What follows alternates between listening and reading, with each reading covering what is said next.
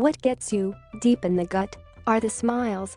The broad, awkward, sometimes silly smiles of people on an unremarkable day in an unremarkable town in 1938 Poland, fascinated by this new thing called a movie camera and oblivious to the fact that one day, this amateur travel movie will become a devastating historical artifact. Many documentaries tell vital and poignant stories.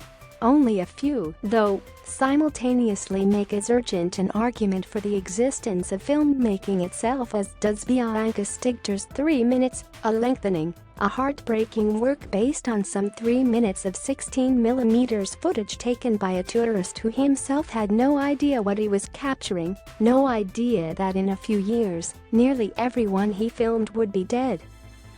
David Kurtz, an American Jew, was making a grand tour of Europe's big cities, but also stopping in Nasiosk, the town 30 miles, 50 kilometers, north of Warsaw where he was born and lived as a child.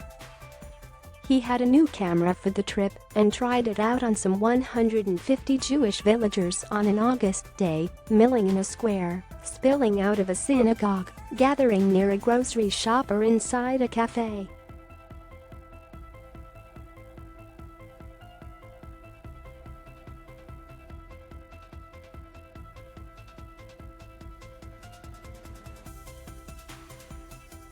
This amateur travelogue becomes, then, not only a historical document, a very rare film of pre-war Jewish town life in Poland, but also a memorial.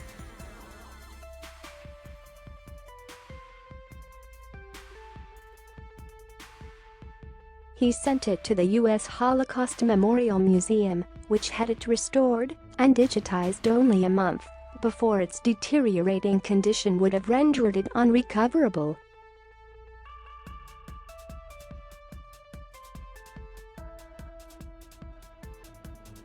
Several years later, director Stigter came across Glenn Kurtz's book, 3 Minutes in Poland, Discovering a Lost World in a 1938 Family Film, his own 4-year investigation.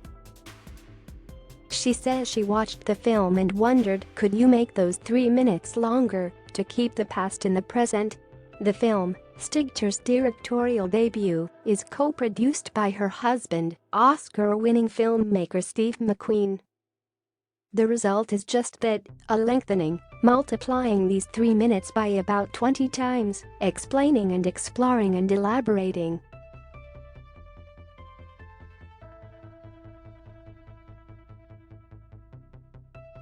But before that phrase makes sense, you need to know what you're looking at.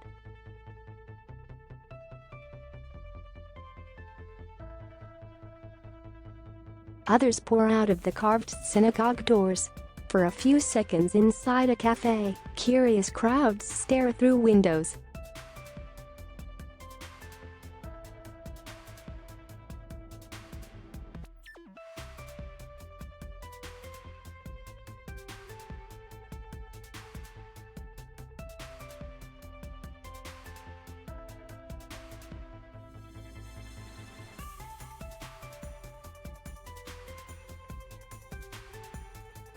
The end of this vibrant community came suddenly on December 3, 1939, we learn, 3 months after Germany invaded Poland.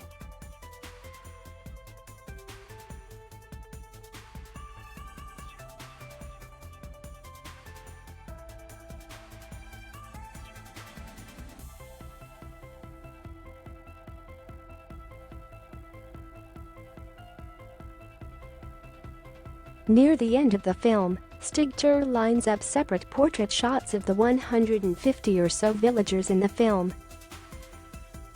Except for a few, we don't know their names. But seeing their faces pulled out from a crowd is one way of acknowledging that each was a human being of value, lost to the world.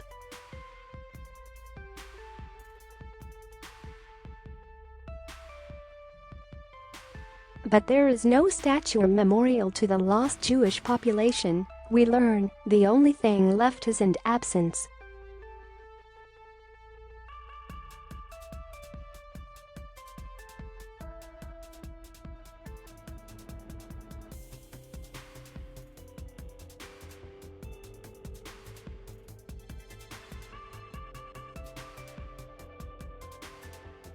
Running time, 69 minutes. 3.5 stars out of 4.